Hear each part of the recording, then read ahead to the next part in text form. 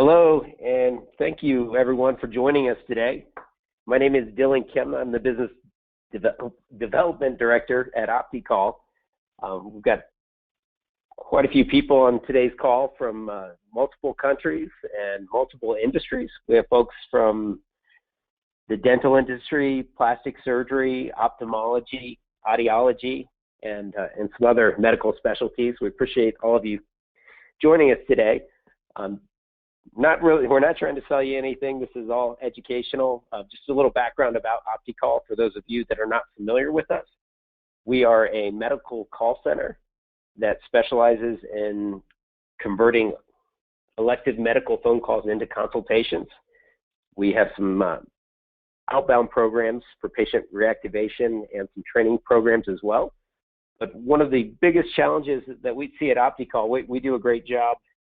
I know that sounds a little self-serving at handling the phone calls and scheduling the appointments, but the practices don't always do a great job at converting those patients from the consultation to the procedure or the surgery.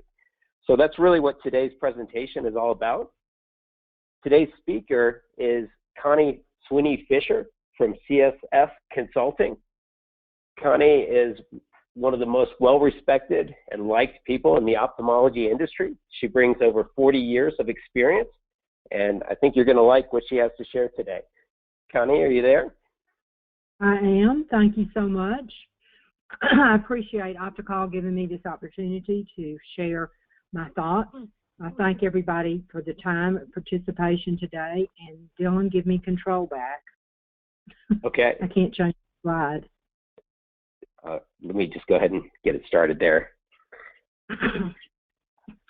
So I truly believe that a positive customer service attitude is the most important competitive advantage in selling, getting patients to say yes for an elective procedure.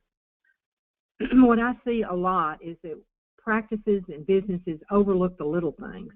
Commonly, your website doesn't match your practice. You see all these beautiful stock images of staff smiling, but when the patient comes into the practice, it's not quite that way. Of course, with phones, I know that I refer practices to OptiCall 90% of the time because they think they're doing a good job with their phones, but they're really not. I see long lines at check-in. I see a mixture of medical patients and elective surgery patients. The staff not really focused on the patients and paying attention, less follow-up. So those are the things that I want to address. Today, my goal is to be able to give you some methods to increase conversions in your practice by building rapport, by better listening and motivating your staff. Staff motivation needs to be a part of your culture.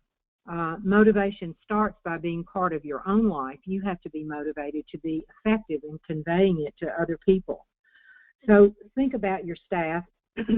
If you want them to care, then you have to care about them. Care about your staff, you want them to take care of your patients.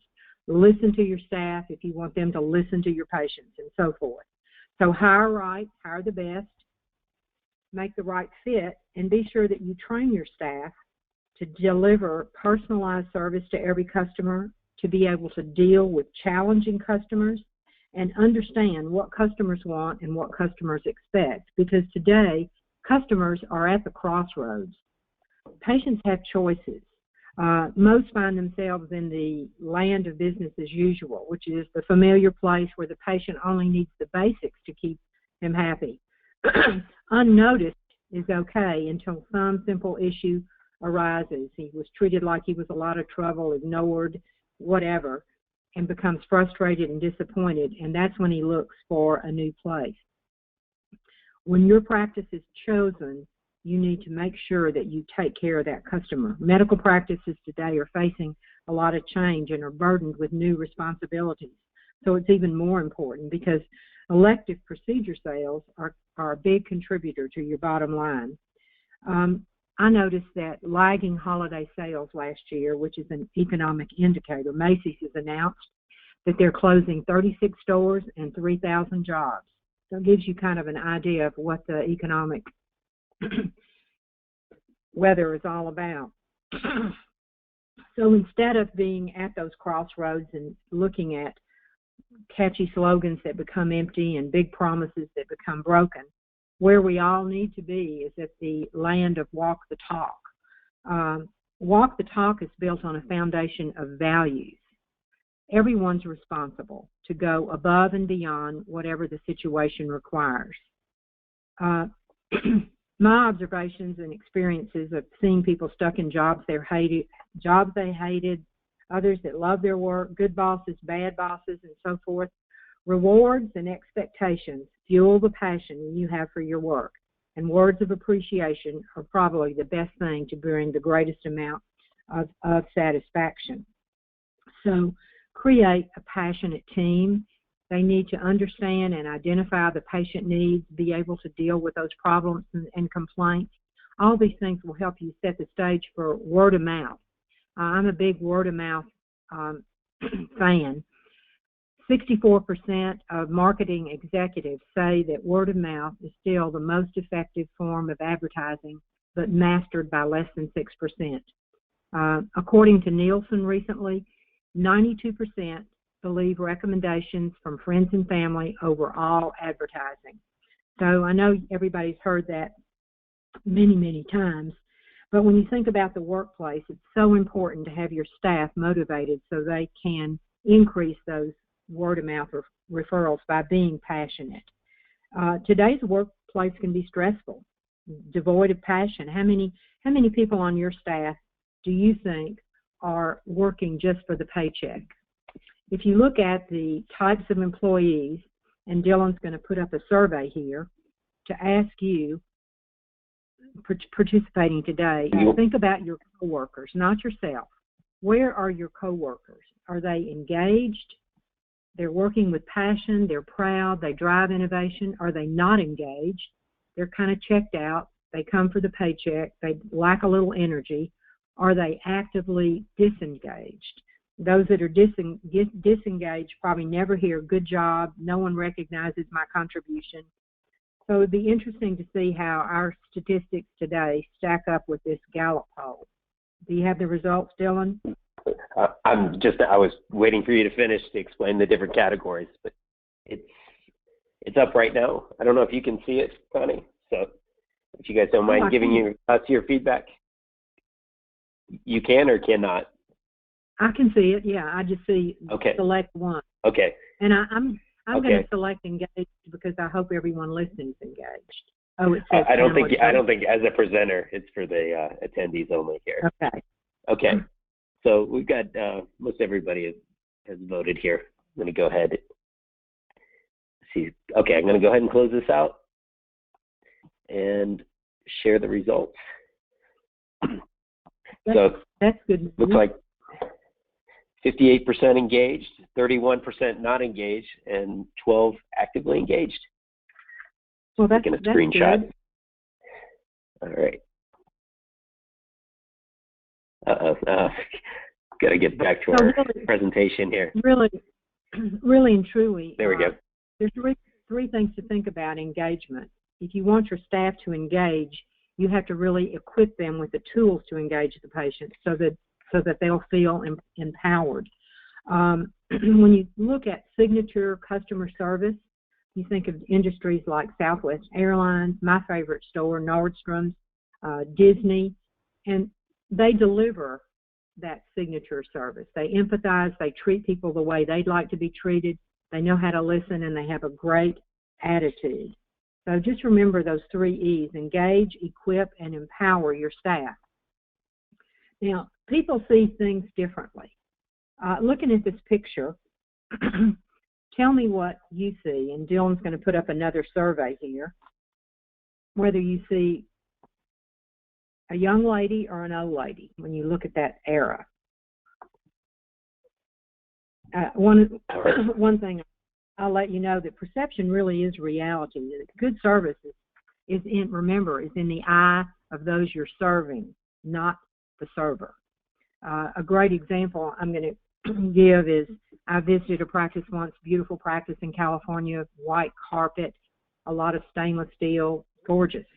And in the reception area, there was, I think we have a lot of young people on the call.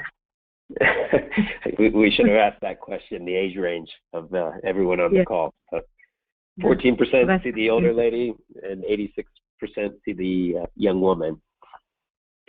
So back to my example, so there was this huge coffee stain on the white carpet. So at the end of the day, when I had a consultation with the owner physician, I said, you know, the first thing I noticed that you have do you know that you have this horrible coffee stain on your carpet in the reception area? And his reply to me was, oh yeah, we don't even really see that anymore. It's been there for a while. So perception is reality. So customer service is all about the patient experience. And it starts on the phone and it involves the whole team.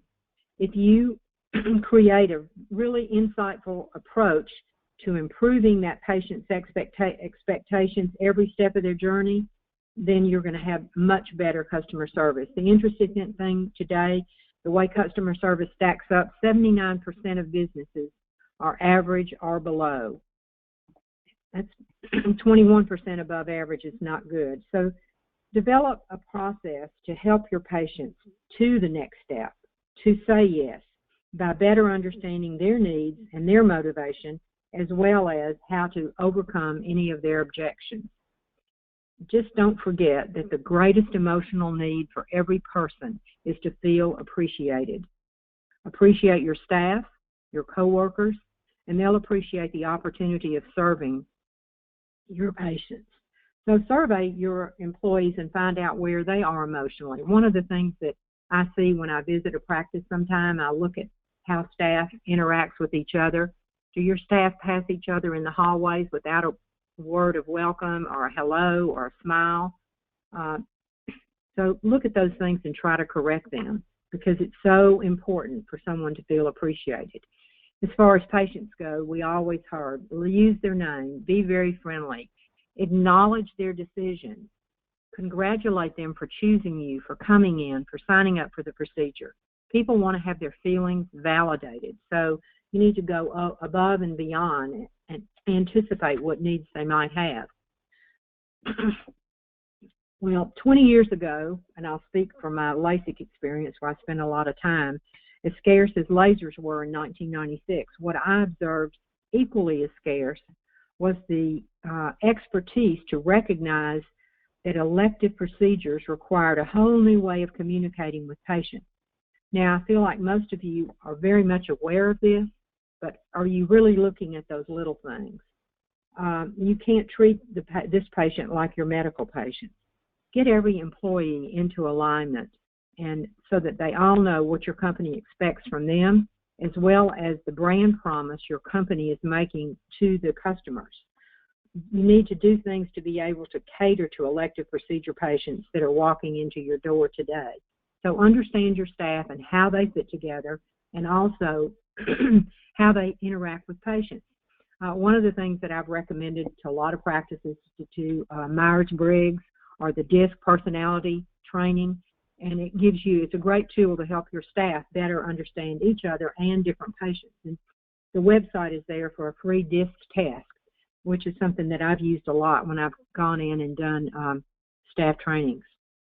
I had a great experience with an executive retreat with Myers-Briggs that really brought all of us together to understand how we all looked at things.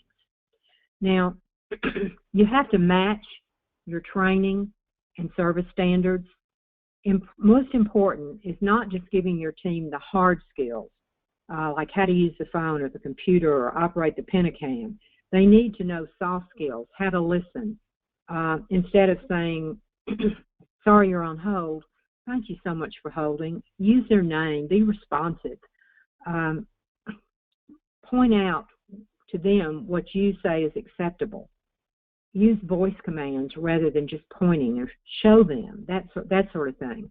One of the things that I think is so important is to mystery shop your practice physically. That means have someone come in as a patient to give you a grade on how you're doing. And the other thing is to survey your patients. So Dylan's going to put up a question on both of these, on the frequency of how often you mystery shop or survey patients.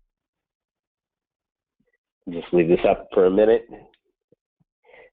So the options monthly, quarterly, every 6 months, annually, or do you not mystery shop or not sure?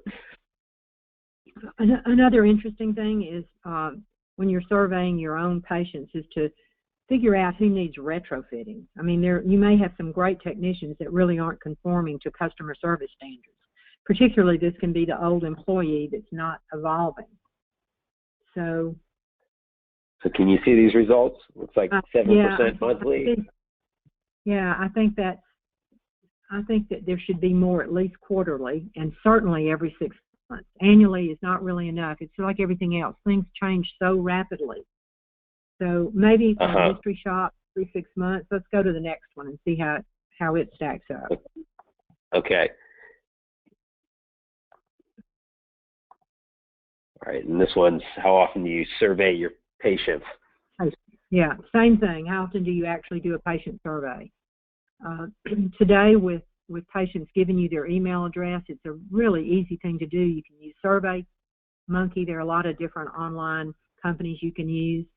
And if you make it really quick, maybe 5 questions, don't get into a whole lot of detail, you can find out the things you really do need to know. And I would recommend quarterly, if possible, that you do an online survey with your patients. You may just take a specific group, particularly your elective surgery patients. Okay, excellent, much better. Much better. That's better. So I guess the most important let's go back to the slide. What you can find out from these surveys is what are your patients seeing as far as staff attitudes, and what are your staff attitudes? Because there's nothing more important than having a very positive attitude. It's contagious. It makes people happy to come to work. So all I can say is wear a smile. Patients want a positive experience that personalizes their exam and their treatment. All the things you wear, there's nothing more important than your smile. I will say that the OptiCall smile comes through over the phone when they answer the call, and your staff should emulate. Smiling is going to loosen the muscles in your jaws, and you're going to be more relaxed and have a more friendly voice. I'm trying to smile into my computer right now. It's getting ahead of me. So let's look at teaching your staff to address the hierarchy of patient needs. They have to understand that for customer service. The thing that patients want most is safety, security. They want to feel like they're in control. Loss of control in a medical practice is the #1 reason that patients feel uncomfortable. So when you think of patient needs and customer satisfaction versus customer success, it begins with the leadership, providing the best patient experience. Remember, people are going to buy for people. You have to have that foundation to recognize everyone as an individual. They have to feel like they're trusted and good rapport. You only get one chance to make that good first impression. One of the things, Dylan, I can't make the slide advance. Sorry, gang. Here we go. One of the things that I recommend is the power of the daily huddle. It's real easy to do. I know when I was a practice administrator, I tried to do it once a week. If you can do it daily with your key team, that if you have, for your elective services, it's so important, because that way you can execute daily and you can motivate your staff by example. You can let them know what needs to happen. You can bring the whole team together and make it fun. How do you make work fun? Ask your staff, do they have a good time at work? Maybe the management team can give you a couple of ideas that you could use immediately, because leadership is really the key here. When you look at that moment of truth that happens in every meeting, transition, contact point with patients, it must be positive, memorable, and special. That's going to give you an edge and make you seem less of a commodity, because commodity advertising brings elective medical services into that commodity standpoint. Anytime a staff member meets a patient, he has to have a reason for getting together. The patient has his reason. The staff member needs to introduce, develop an understanding, deliver a proposal, whatever, or maybe all of those. The patient's there to learn from you and about your practice and tell you their needs. Sometimes we forget about this and think it's our job to do all the talking. You can have great technical skills, but the decision of having a good experience is really based 85% on the communication and emotional intelligence you have with the patient. It's all about delivering information so everyone's on the same page. You want that information to seem seamless. You want the patient to feel like that they've made the right choice. When you try to understand the mind of the consumer, textbook says that customer satisfaction is made up by quality, value, and service. So quality, it scores high, but what does quality really mean? Perception is reality. So quality is the experience. Value is maybe determined by the price. So confirm those candidates' needs and restate the needs. Perception is the reality for understanding the mind of the consumer. People make decisions on how they feel. That's what rules, emotions and feelings, not logic or reason. You know it's not enough now to just have great credentials, the best website, the top technology, because everyone can say that, because the people are going to make decisions based on emotion and feelings as well as the referrals they get through friends. Sales and service businesses are all about relationships, and relationships about feeling. It's about feeling you did the right thing. Hey, Connie. Connie, yeah. Your audio just cut out for about 30 seconds. So if you don't, I'm trying to think what the last thing was that we heard. I'm sorry. Is it on now? So if you could just, yeah, we can hear you now. Yep. Oh, okay. Well, I was just talking about how that feelings and emotions rule, not logic and reason. That in sales business, it's all about the relationship. The logical reasons that you think you should win, your competence, your excellence and talent, that's just sort of paying the entry fee. Winning is going to be a matter of the feelings, and the feelings are really about personality. My recent eye exam experience, last week as a matter of fact, I was amazed at the number of times that staff members and doctor had to enter things into the computer. And the people that had the best skills would continue to turn and make eye contact. It's just not a good feeling when someone is not looking at you and just typing into a computer. So I thought that was kind of interesting. The important thing is to understand that front line you have with patients is going to affect your bottom line. And you need to really under-promise and over-deliver. Once I got that backwards in a presentation, everybody thought I was trying to make a joke. But refocus your team. Instead of people disagreeing and pulling apart, be able to put your team together and get everyone on the same page. The better the service you give, the less important the price is. Price is not so much an issue. Kind of interesting. I had some friends this summer whose kids set up a lemonade stand. They were charging $2 for a lemonade, but they were offering a lid on the cup with a straw and a free cookie. And they made over $100 that Saturday afternoon. It was really kind of interesting. I thought that was kind of a good example.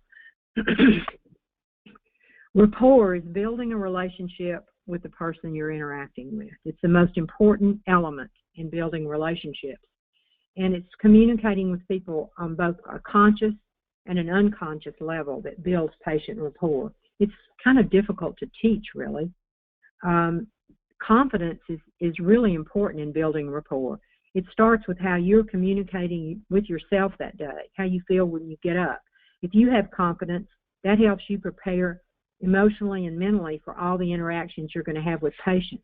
It also allows you to control and maintain it through your patient communications. 55% of communication is your body language. So you need to look at what the body language of your patient is. And there's like seminars on this. But be passionate. Think about what are some things that can trigger you or turn you on before you see that patient.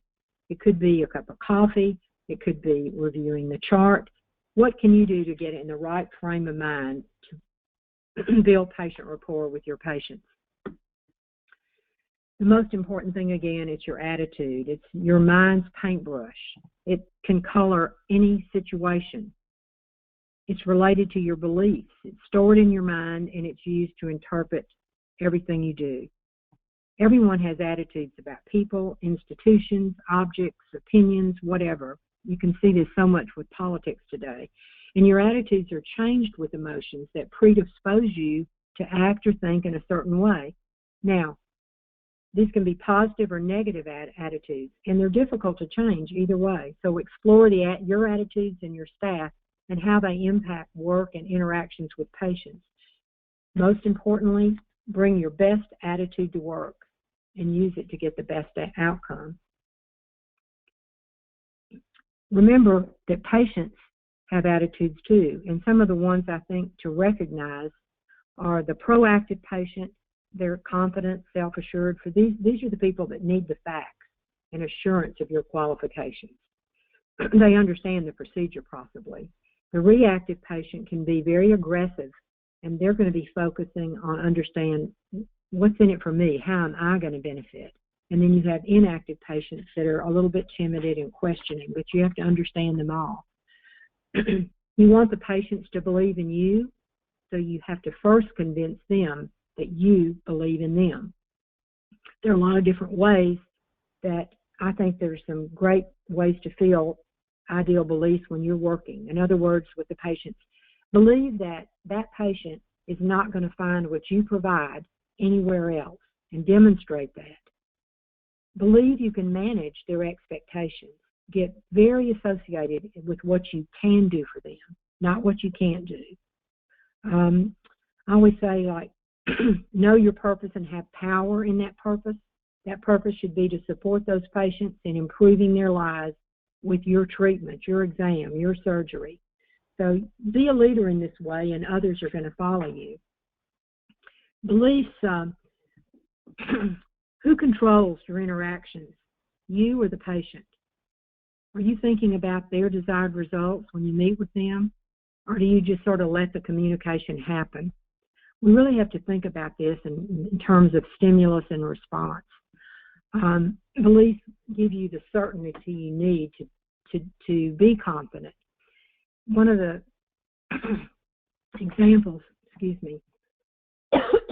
one of the best examples as a mother, my daughter's now almost 50 years old, but if I'm in my car and someone's in the front seat with me and I have to brake suddenly, that right arm goes out there to protect that passenger. It's just an automatic response to that particular stimulus.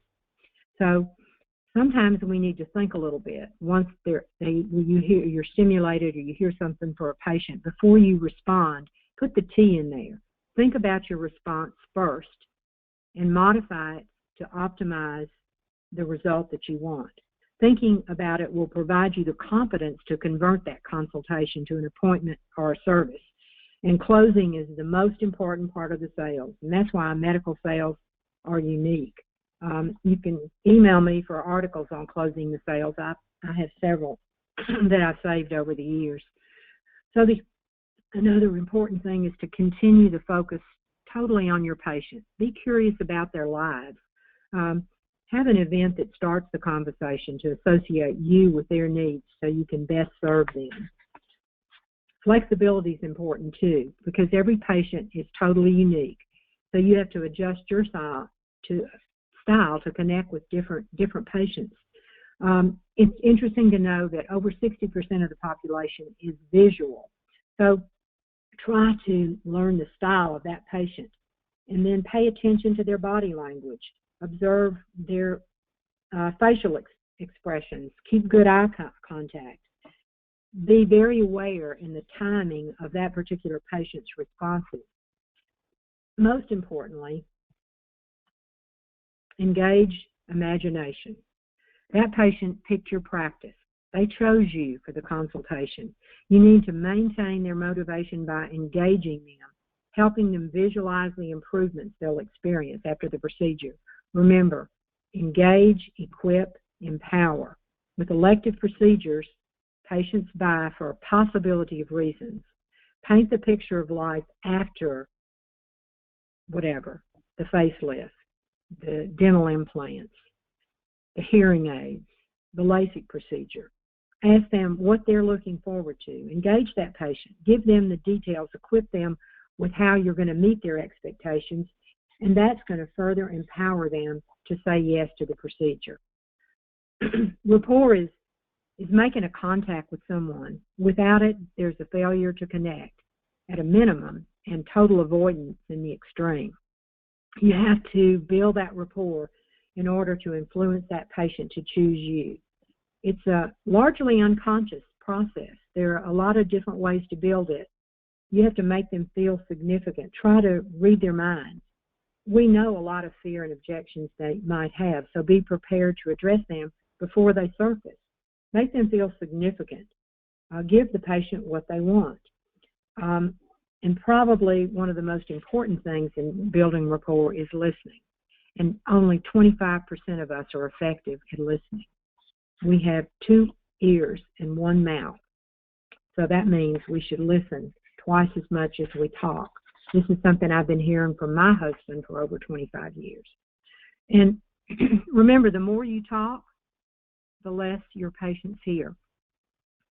People are only 25% effective in listening. So the listener's mind is dwelling on other things half the time. Like the worst thing about doing a webinar is I can't see you. So I know that I'm probably speaking at about 125 to 250 words a minute, but you can listen at 500 words per minute. So the instant that you're bored, you're thinking about something else. So listening, another good thing to know is that listening skills are good with people you don't know. They're the poorest when you interact with your spouse, your family, or your coworkers. I think that was like a good thing, maybe. So failure to listen is going to lead to failure in you building that relationship and understanding that particular patient's motivation. You won't be able to know what they're fearful of and to address it, to comfortably discuss money. You're asking them to pay money for an elective procedure. Most of the listening mistakes I see are made on the phone and at the consult, and they involve discussing the price and answering questions that were never asked. So don't answer unasked questions. Your voice is important, like I'm losing mine right now. It's the most versatile tool you have. You can modulate the softness, the loudness. There are a lot of things that you can do to translate your message to show care or compassion. There's a big difference in saying, has anything changed since your last visit? Or, good afternoon, welcome to the Center for Sight. Do you have any questions about your appointment today? A lot of times I'll see the staff has been given specific verbiage to say to the patient, particularly at the reception desk, on the phone, whatever, and that communication lacks the enthusiasm. So if you have specific verbiage, go over it with your staff and let them put it in their words so that they can say it in a meaningful way, because it's not just what you say, it's how you say it. Look before you talk. Observe who you're going to be speaking with, and don't just jump into the discussion with a list of things. Look for the individuality. Maybe they came in with a bag from Office Max, and you can make a comment that you shop there too, whatever. Comment on things. Be in the moment. Listen 80% of the time. Talk 20%. Make them talk. After you ask for the commitment, don't speak again. One of the things that I think is important is to embrace silence. And a good example is using the 10-second pause. And we're going to demonstrate this right now. I'm going to get Dylan to do this with me. And I'm going to ask you a question, Dylan, then I want you to time and tell me when 10 seconds is up, okay? Okay. So, what would you like to do next, Dylan?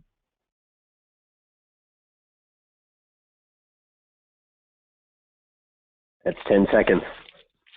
Kind of tough. It's a long pause, but it's important. It allows them to elaborate. It encourages them to talk to you and demonstrates the fact that you're really listening. The answer that I'd like to hear is when I say, how can I help you further? Is when you ask them something like that. If I ask you that, Dylan, what might you say if you were a candidate that had been well informed? Could you tell me what our next step is? That's good. Ready to schedule, whatever. It's kind of interesting if you think about politics right now. Lincoln prepared his speeches thinking 2/3 about what the audience wanted to hear and 1/3 about what he wanted to say. So I think that's kind of a good rule to follow now. It's so important to train your staff to listen, make it a team effort. And the easiest way is to show someone you're listening is to take notes. So if you're listening and recording, that patient knows that you're listening to what they're saying. Answer their questions and then respond with another question. Do team role play so you can practice this. There are only 2 things that people want more than a lot of money, okay, like winning the lottery, and that would be recognition and praise. They've done things right. So to really put your listening skills to work and build rapport in the relationship, match their tone, ask for the commitment, deal with price head on. Those price-sensitive customers aren't ideal, so that's why you need to bring it up first if you know that that's what they want. Ask for the commitment from the very beginning. Don't chase the prospect. I like to think about allowing the prospect to close. That's called an assumptive close. They're there, you know they've chosen you, and you assume that they're going to say yes to the procedure. So keep a journal, kind of work your database and develop and practice your system. Don't stop on the relationship after the procedure. Ask them for referrals. Ask them to post on Yelp about their experience. All those things are really important, because what you have to remember is that everyone's involved. Again, feelings and emotions rule. Think about how you feel when you purchase a service. Initially, you look at the credentials, the reputation, but you buy the personality. You just like them. It just felt like a good fit. It's important to be very professional, but more importantly, for you to be personable. The competence and excellence and talent just pays the entry fee. You've got to win with personality. So, in review, I want to talk about, there we go. I want to talk about preparation. Know your information cold. If something comes up, if you don't know the answer, don't just say, I don't know. Say, I'm not really sure about that. Let me check with the doctor, or I'm pretty sure I know the answer, but whatever. Never say, I don't know. Know your information cold. In fact, know more than you need to know. Understand the type of person and the personality you're selling to, because you'll definitely see trends with different industries and different procedures. Be fully associated for what you can do for that patient, not what you can't do. When I say come alive, I mean be passionate. We skipped over. Sorry, I got ahead up. Sorry, I got ahead there, Connie. That's okay. That's okay. Back to where we need to be. Yeah, be passionate. That's what I mean by come alive. 80% of charisma with a patient is your energy. So get yourself in that proper emotional state before you say anything to a patient, and remember that 55% of your body language is the most important thing of your overall communication. Pay attention to this consultation. Fully associate with your belief in yourself. Show that you're self-confident. And remember, engage, equip, empower. If it's not fun for you, if you're not engaged, then guess what? It really won't be fun for them. So even for those patients that you think may not be a candidate, you still should have fun with them, engage them, make them feel welcome in your practice. Start the consultation with something that really sets the tone. It's going to be different for different patients. You have to reflect that they're the most important thing in your focus. It's all about what you can do for them. Move them from an emotional standpoint. You're going to empower trust by giving them what they want. People want significance. Your doctor should be bigger than life, confident, and all about the patient. Passion has to be reflected with body language when speaking to each patient. Tell the truth, care, be honest. Get outside your head. Be curious about your patient lives, what they do, and why they're there. Create an interest that shows them the value. Equip them with your statistics, your reasons, your good results. Empower them to raise their standards of their life by saying yes to your procedure. Ask what they're most looking forward to. What are you most looking forward to after your dental implants? Whatever. Speak to what you know is important to them. You've asked them, you know, and you need to follow up with that line of questioning. And really, in closing, I just want everyone to remember that you have to be committed to customer service and attitudes in the practice and motivation every single day, every single patient. And I encourage each one of you to take responsibility personally for the success of converting your elective procedure needs. I thank you so much for your time today, a busy Wednesday in the middle of the week, and for participating. Your patients are buying elective procedures. Remember that they expect and they anticipate exceptional service. That includes respect, empathy, knowledge, and confidence from your practice. There's my email address. If you'd like a copy of the slides, shoot me an email. I've also have some staff exercises and self-assessments that you might be interested in building rapport for your staff. And that concludes my part of the presentation. Does anybody have any questions? All right. Well, awesome job, Connie. That was great. Yeah, we've had a couple come through. Sorry I wasn't able to address these during the presentation. Somebody had asked us to go back one slide, and I didn't see it come through at the time. So, Nikki, if you're still on, if you could elaborate a little bit more, we'd be happy to go back. If you recall where that was. Which slide? They didn't say which slide. It was in real time, so I don't know if they recall. We'd be happy to go back. Somebody else asked about I was going to say, whoever sent that question in, just shoot me an email, and number one, I'll send you the whole slide presentation. And that was one of the other questions about getting a copy of the slides. I was going to mention, when you close out, we have a survey. There's an offer from OptiCall for a complimentary mystery shop phone assessment. If you want to get a barometer on how well your staff is converting phone calls to consultations, we'd be happy to do that for you. Connie's got an offer for the, is it the practice assessment forms, Connie? Well, what it is, what I thought would be interesting, because patient rapport is the hardest thing to teach. So I have some self-assessments for individuals to kind of figure out where you are in terms of your own confidence and so forth. And I also have some staff exercises about building rapport. And then, of course, I'm happy to send this slide deck. Great. We've got a question about how do I select a staff person with this attitude? Just asking what to ask in an interview. I think that is maybe how to find the right people.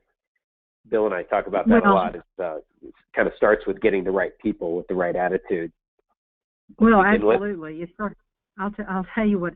When I was a practice administrator looking for a, quote, salesperson in our practice, I've hired people out of the sales industry, because you know when you interact with, it's a gut feeling, just like the patient has a gut feeling that they're in the right place. You should have a gut feeling during that interview when you're trying to hire someone that they're going to be good at relating to your patient. Absolutely. That's why you can't give every employee a personality test, although there are tests that you can give that are allowed, so to speak, that are politically correct. So it's really about I would chime in on that. I would also say for the practice to set the right expectations, because I think a lot of times when people get into the medical field, they don't view themselves as being in a sales position. So if it's their responsibility to handle the consultations and schedule the surgeries, to paint that picture and let them know that's a part of the job expectation, and make sure that they're comfortable with that. That's a great point. And typically you see people promoted to doing the behavioral consultations that come from the technical side or medical side of the practice that don't have those skills. That's why I always think, you know, the best employees I ever had was a jewelry salesperson. It's kind of interesting when people understand sales, then they're much more motivated.